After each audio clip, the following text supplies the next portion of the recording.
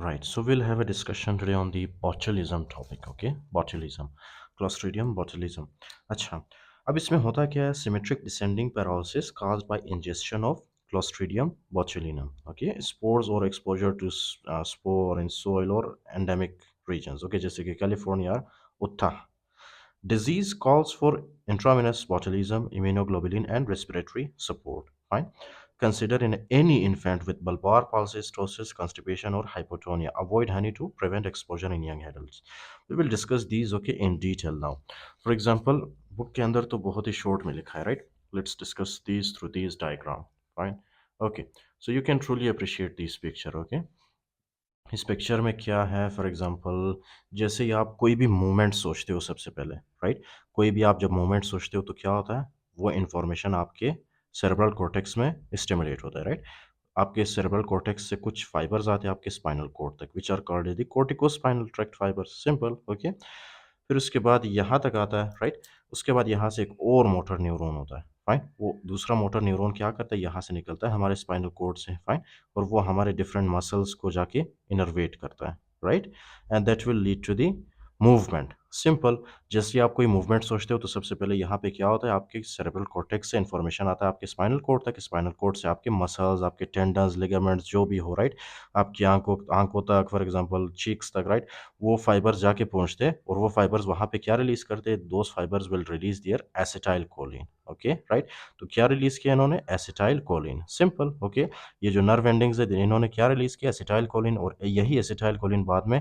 Muscles के ऊपर tendons के ऊपर लिगामेंट्स के ऊपर जाके अपना एक्शन परफॉर्म करते हैं that will lead to the movement action etcetera okay right अच्छा अब क्या होता है when we discuss about the Clostridium botulism okay उसमें क्या होता है listen very carefully can you see this nerve endings ये है आपके पास क्या चीज़ नर्व एंडिंग्स ओके जो कि हमारे स्पाइनल कोड से आते हैं हमारे मसल्स तक हमारे लिगामेंट्स वगैरह तक ओके तो ये जो नर्व एंडिंग्स है इन नर्व एंडिंग्स के अंदर क्या आता है इन नर्व एंडिंग्स के अंदर ये जो एक बैक्टीरिया होता है which is called the Clostridium botulism okay that is this is very very nasty bacteria ये आ जाता है कहाँ पे इस नर्व एंडिंग के अंदर राइट ओके इस नर्व एंडिंग के अंदर फॉर एग्जाम्पल आप सपोज कर लीजिए ये जो नर्व एंडिंग है यहाँ पे ओके इसको मैंने यहाँ पे बड़ा करके बनाया right and this is the muscle right okay अब क्या है कि as I discussed with you हमारे पास एक बैक्टीरिया है which is called is the Clostridium botulism fine so this is that bacteria that nasty bacteria Clostridium botulism see it is very very angry okay अच्छा अब ये जो clostridium बोtulism है ये करता क्या है सबसे पहले ये हमारे नर्व एंडिंग में एंटर होता है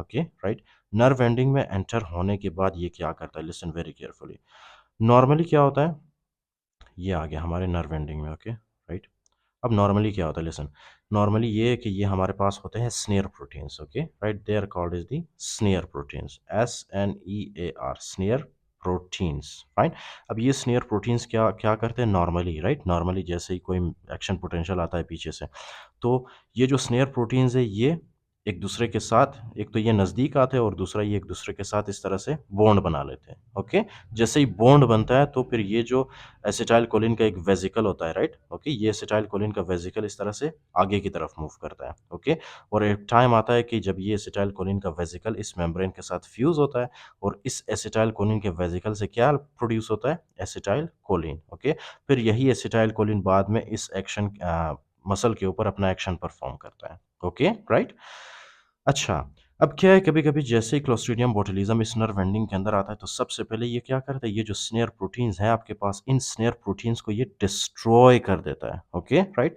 so this will cause the destruction of this snare proteins okay तो ये स्नेयर प्रोटीन्स जैसे यहाँ पे डिस्ट्रॉय होंगे उसके बाद ये एसिटाइल कोलिन का वेजिकल ये इस मेम्ब्रेन के साथ फ्यूज कर पाएगा नहीं ओके जब एसिटाइल कोलिन का वेजिकल मेम्ब्रेन के साथ फ्यूज नहीं करेगा तो ऑब्वियसली यहाँ से एसिटाइलकोलिन रिलीज नहीं होगा और ये एसिटाइलकोलिन इस मसल के ऊपर अपना एक्शन परफॉर्म नहीं कर पाता simple this is the pathophysiology of the Clostridium botulism right okay अच्छा अब क्या है कि ये हमारे बॉडी के कुछ स्पेसिफिक क्रेनियल नर्व्स होते हैं ओके जिनको ये इन्वॉल्व करता है I must tell you one thing okay कि क्लोस्ट्रीडियम बोtulism में क्या होता है सिमेट्रिक डिसेंडिंग पैरालिसिस होता है अब ये इतना इंपॉर्टेंट पॉइंट है कि मैं इसको इस मार्कर के साथ लिखता हूँ okay this is this symmetric okay descending paralysis descending paralysis okay symmetric descending paralysis fine okay it basically means कि ये पैरालिसिस सबसे पहले कहाँ से स्टार्ट होता है आपके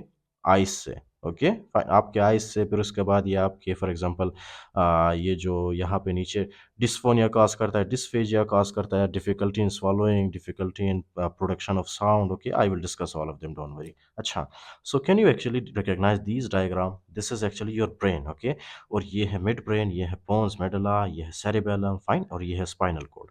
this is not anatomically correct diagram, but it is just for the sake of understanding. अच्छा, यहाँ पे होता है हमारा third cranial nerve. Okay, in the midbrain, I hope you know that. तो मिड ब्रेन से फॉर एग्जांपल क्या निकलता है? हमारा थर्ड क्रेनियल नर्व। और वो थर्ड क्रेनियल नर्व क्या करता है? यहाँ पे आके आपके जो आई लीड्स होते हैं, डू यू नो आपके पास होते हैं यहाँ पे क्या चीज़? आई लीड्स। ओके राइट, आई लीड्स होते हैं आपके पास। तो ये जो थर्ड क्रेनियल नर्व का न्यूक्लियाई होता है वो क्या करता है? वो इस तरह से आके आईलिड्स के अंदर क्या रिलीज करता है? Acetylcholine. Okay right, acetyl choline release करता है। Understood now? अब क्या है कि क्लोस्ट्रीडियम बोtulism की वजह से हमारा जो नर्व एंडिंग है वो एसिटाइल कोलिन रिलीज नहीं कर पा रहा। जब यहाँ पे एसिटाइल कोलिन रिलीज नहीं होगा, so that will lead to the drooping of the eyelid, that will lead to the drooping of eyelids. Okay, drooping of the eyelids. तो ये क्लिनिकल फीचर कहाँ से शुरू हो रहा है? ऊपर से। ओके, हमारे सर से ऊपर से, specially from the ice.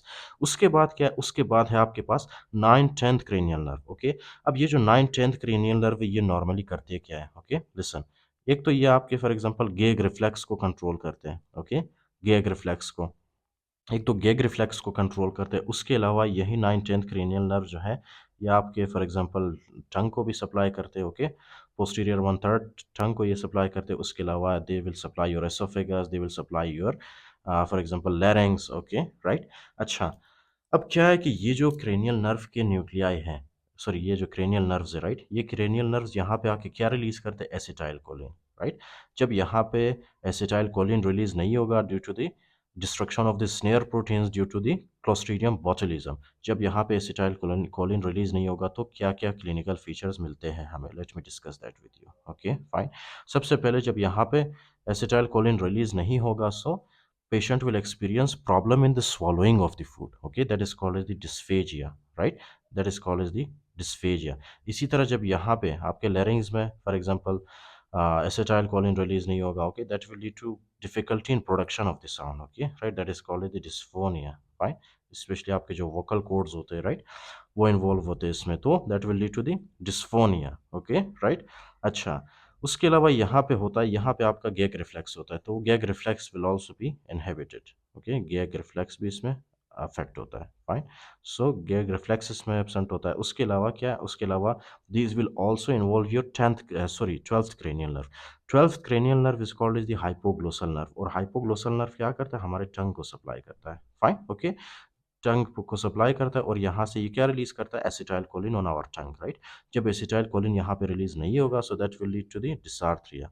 My dysarthria. Okay, dysarthria, I'm sorry for that. So this will release dysarthria for that, sorry, this will cause dysarthria there। okay right।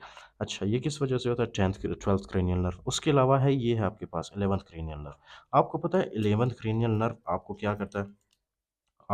आपका जो 11th क्रेनियल नर्व है, this is also called as accessory nuclear, है ना? तो this will go and supply your shoulders. Fine, this will go and supply your shoulders, और shoulders में क्या release करता है? ये एसिटाइल कोलिन रिलीज करता है। ओके राइट, शोल्डर्स के मसल्स के ऊपर ये एसिटाइल कोलिन रिलीज करता है। अब अगर यहाँ पे एसिटाइल कोलिन रिलीज नहीं होगा तो आपने बताना है क्या होगा? The very first thing, okay, this is very very obvious. Okay, कि there will be shoulder drooping, shoulder drooping होगा, शोल्डर वीकनेस होगा पेशेंट में। Okay, shoulder drooping, shoulder weakness, and neck rotation नहीं होगा पेशेंट का। Okay, neck rotation. फाइन, क्योंकि मैं जल्दी जल्दी में लिखता हूँ इसलिए ये गलत हो जाता है। Fine, so you just have to remember shoulder drooping, shoulder weakness and neck rotation इसमें नहीं होता पेशेंट में। Okay, that will be inhibited, बहुत ही मुश्किल होता है पेशेंट के लिए। So this is the pathophysiology. अब यही चीज़ें आपके बुक के अंदर भी लिखा है। Okay, see. अच्छा, consider in any infant with bulbar palsies. Bulbar palsies का मतलब क्या है? कि जिनके अंदर 9th 10th 11th एंड 12th क्रेनियल नर्व इन्वॉल्व हो, okay, including the ptosis. Ptosis किस वजह से होता है? Drooping of the eyelid due to the third cranial nerve involvement. Okay, constipation होता है पेशेंट को, और hypotonia. Fine, avoid honey to prevent exposure in young infants, right? आपको पता है ना पाकिस्तान में उसके अलावा मतलब I don't know but I only know about Pakistan, okay? अब यहाँ पे जब फॉर एग्जांपल कोई भी बच्चा पैदा होता है सबसे पहले उसको जो है हनी खिलाया जाता है, ओके, राइट? खिलाया जाता है या पिलाया जाता है जो भी है, right? So first of all they are fed honey. अच्छा, टाइप्स ऑफ बोtulism जब आप डिस्कस करते हो तो फूड बोर्न होता है इन्फेंट्स में, अलग होता है, और वुंड की वजह से अलग होता है। For example etiology in the foodborne, right? Ingestion of preform toxins, ये हमारे फूड्स के अंदर होते हैं इनकी, फॉर एग्जांपल वो जो टॉक्सिन्स प्रेजेंट होते हैं, राइट? इन्फेंट्स के अंदर क्या होता है? इन्फेंट्स के अंदर किस वजह से क्लोस्ट्रीडियम बोtulism उनकी बॉडी में आ जाता है? इंजेशन ऑफ स्पोर्स की वजह से। इसी तरह वुंड्स की वजह से भी हो सकता है ये स्पोर्स इन कंटेमिनेटेड वुंड्स, जैसे कि IV drug use, okay? Incubation period इनका कितना होता है? 12 to 36 hours due to foodborne, okay? उसके अलावा इन्फेंट्स में डेज टू 4 वीक्स, और वुंड्स की वजह से 4 to 14 डेज। ट्रीटमेंट में आप क्या देते हो? Equine, botulinum, antitoxin, okay? Infants में ह्यूमन बॉचुलिज्म, इम्यूनोग्लोबुलिन। वुंड में equine, botulinum, antitoxin and surgical debridement. Fine. Prevention आपने कैसे करना है? Sterilize food, autoclaving, boil food twice before canning, right? इसी तरह फॉर एग्जांपल इन्फेंट्स में आपने कैसे अवॉइड करना है, कैसे प्रिवेंट करना है? Avoid giving honey to infants less than 12 months, okay? उसके बाद आप दे दो। वुंड्स में avoid using IV drugs, follow medical sound wound care, right? So that basically means इसमें जो मोस्ट इंपॉर्टेंट पॉइंट आपने याद रखना है, okay, that is actually the this one, okay, right? This is most commonly asked in the exams specially, कि infants के अंदर किस वजह से होता है? किस वजह से होता है? हनी, हनी देने की वजह से, ओके? बिफोर 12 मंथ्स जब आप फॉर एग्जांपल इन्फेंट्स को हनी देते हो तो that will lead to the clinical features of the clostridium botulism, okay? और इसमें होता क्या, आपके स्नेयर प्रोटीन्स उसमें डिस्ट्रॉय होते हैं।